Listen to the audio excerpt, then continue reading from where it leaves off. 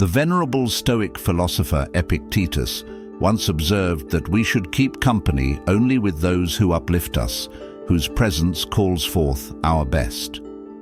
This idea echoes the popular saying that you are the average of the 5 people you spend the most time with. Today, we delve into this concept through a Stoic lens, examining 7 types of individuals who might hinder your Stoic journey and strategies for managing these complex relationships. Before we dive in, I'd appreciate it if you could like the video to help spread the wisdom of Stoicism further. If you haven't subscribed yet, I encourage you to do so and hit the notification bell to stay updated on our discussions. Type of people to avoid. Number 1. The complainer. First on our list is the complainer. We all know someone, be it a friend, family member or colleague, who constantly finds fault in everything, from mundane annoyances like the weather to more persistent grievances about their job or a meal at a well-liked restaurant. It might seem easy to dismiss their negativity, but the constant barrage of complaints can subtly drain your mental energy, much like a leaky faucet slowly empties a reservoir. Stoicism teaches us to seek actionable solutions rather than dwelling on the negative. Consider collaborating with a habitual complainer. Meetings can become draining complaint sessions, sapping the team's morale and diverting focus from constructive problem-solving. This atmosphere can make the project, and life in general, seem less fulfilling. So how does Stoicism equip us to handle a complainer? There are several strategies. Limit exposure. Avoid spending unnecessary time with complainers when possible. Mental distancing. If avoidance is impossible, try to mentally detach during their complaints, viewing them as a temporary storm that rages loudly but has no lasting impact on the mountain of your inner tranquility. Steer conversations, direct discussions towards solutions, or shift the topic to more positive subjects. Drawing from Marcus Aurelius. You have power over your mind, not outside events. Realize this, and you will find strength.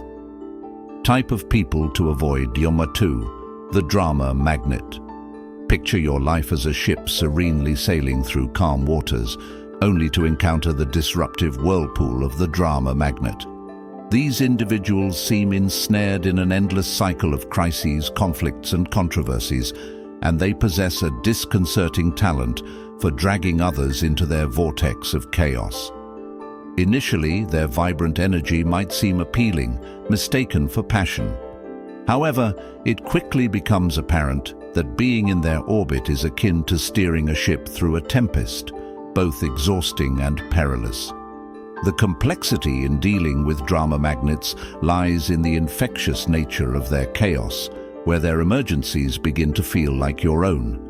For instance, consider a friend who frequently clashes within your social circle. Today, they might be upset with Sarah and tomorrow with Tom. They seek your counsel, yet you find yourself inadvertently entangled in these disputes.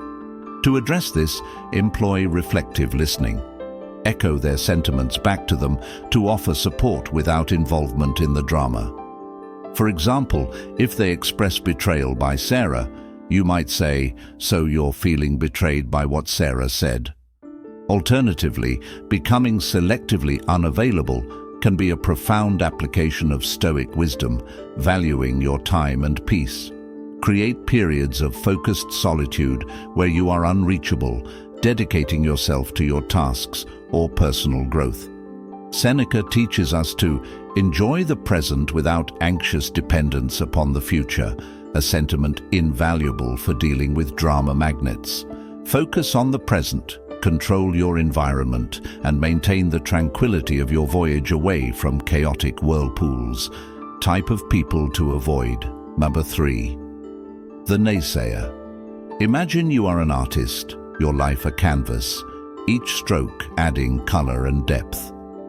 Enter the naysayer, whose pessimistic commentary casts shadows over your vibrant creation. Unlike constructive critics who provide useful feedback, Naysayers imbue your enthusiasm with doubt and negativity. When faced with a naysayer, consider engaging them in an advisory capacity. This shifts their stance from criticism to guidance, potentially yielding more constructive input. Additionally, employ positive confrontation.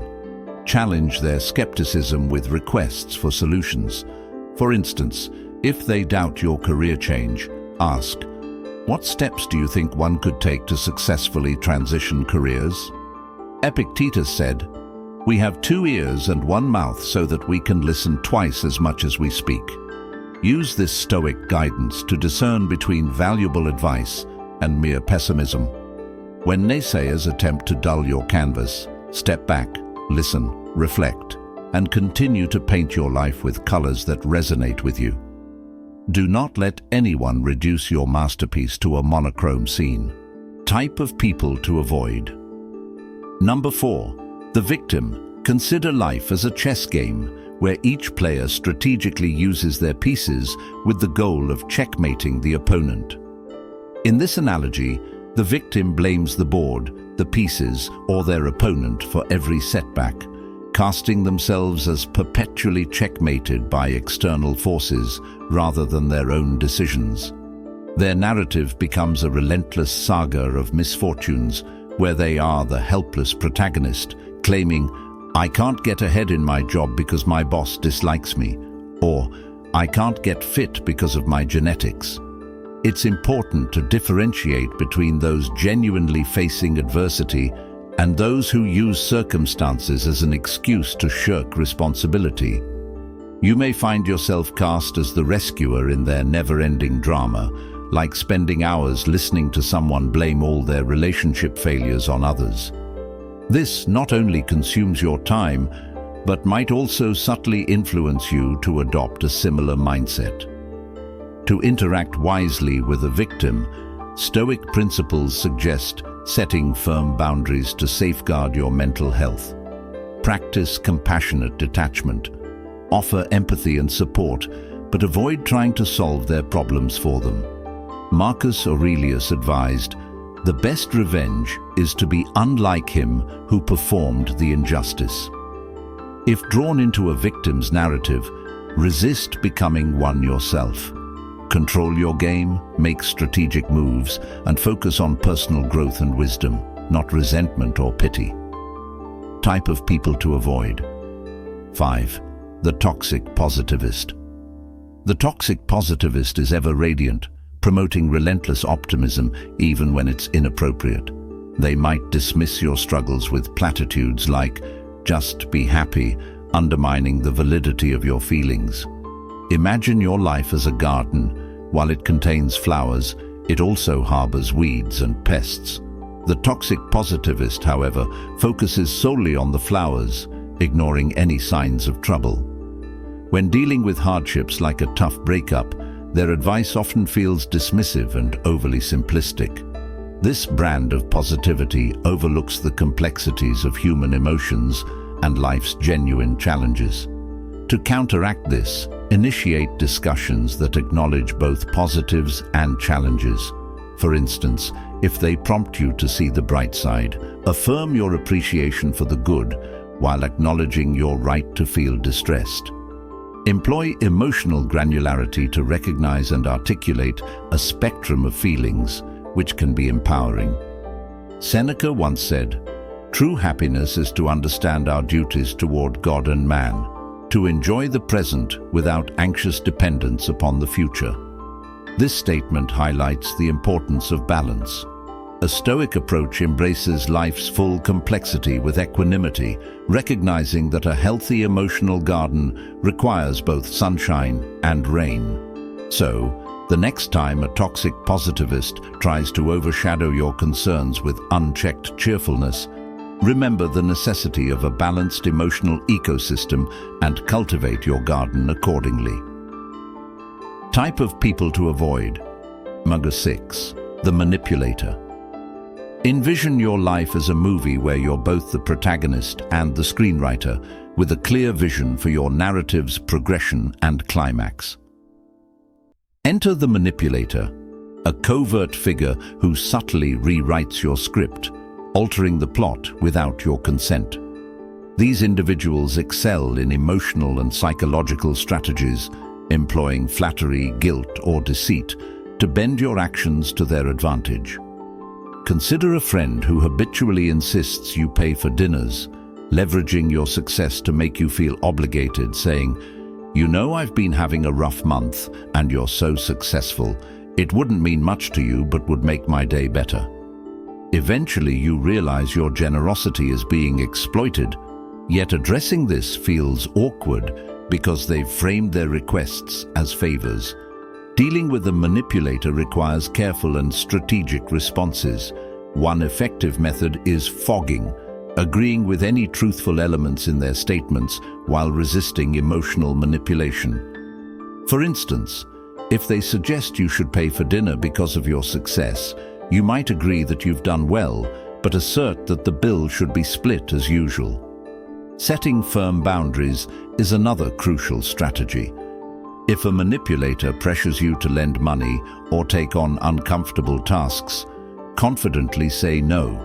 Expressing, "I can't lend money, but I'm here for emotional support," clearly communicates your limits while preserving the relationship. Epictetus teaches us that while we cannot choose our external circumstances, we can control our responses. Manipulators thrive on predictable reactions, exploiting your kindness, guilt, or need for approval. By choosing to respond differently, you reclaim control of your narrative. So, if you encounter a manipulator, remember that you hold the pen. Your life storyline should be dictated by your values and decisions. Stand firm in your autonomy and ensure that your life's narrative remains yours, unmanipulated and true to the course you set. Type of people to avoid. Number 7. The time vampire. Imagine your daily routine as a finely tuned symphony where each instrument, each task or commitment plays in harmony to create a beautiful balance. Now picture the time vampire joining this ensemble, striking discordant notes that disrupt your melody and turn your carefully orchestrated performance into a jarring cacophony. The time vampire is often not malevolent, but can appear benign. They might be a colleague whose constant trivial interruptions fragment your productive workday, or a friend whose endless social invitations drain your time and energy. While these interruptions may seem minor individually, their cumulative effect can profoundly disrupt your life's harmony. Protecting your symphony. To shield your symphony from the time vampire, one effective strategy is the Pomodoro technique. This time management method involves breaking your work into intervals, traditionally 25 minutes, interspersed with short breaks. During these focused intervals, make it known that you are not to be disturbed, thus safeguarding your most productive periods. When facing a social time vampire, remember that declining an invitation is not only acceptable but necessary for maintaining your well-being. A simple response like, "I appreciate the invite, but I can't make it," suffices. This isn't a rejection of the person, but an affirmation of your priorities and needs. Stoic reflections on time. Seneca once observed, "Life, if well lived, is long enough." Stoicism teaches us to regard time as a precious resource, a canvas upon which we paint the portrait of our lives. Be discerning about who and what merits your time, ensuring that every moment contributes meaningfully to the overall masterpiece of your life. In the grand composition of your existence, ensure each note and melody resonates with your overarching purpose. Do not allow the cacophonous intrusions of a time vampire to throw your life's symphony into disarray. Hold the baton firmly, conducting your life with intention and ensuring that every moment is a note well played in your harmonious masterpiece. Reflection upon ourselves. As we conclude today's exploration of characters who can derail our Stoic journey, it's crucial to cultivate self-awareness. While it's easier to identify these traits in others, A more challenging and enlightening task is to reflect inward. Consider if you might be unintentionally adopting any of these roles in someone else's narrative. Stoicism isn't solely about navigating external challenges. It's equally about understanding and refining ourselves. If this discussion has sparked an epiphany or even a moment of introspection, I invite you to share your thoughts in the comments. Let's engage in a dialogue that not only enlightens, but enriches us all. So until next time, may your choices reflect your virtues, your actions mirror your wisdom, and your life unfold as the masterpiece it's meant to be.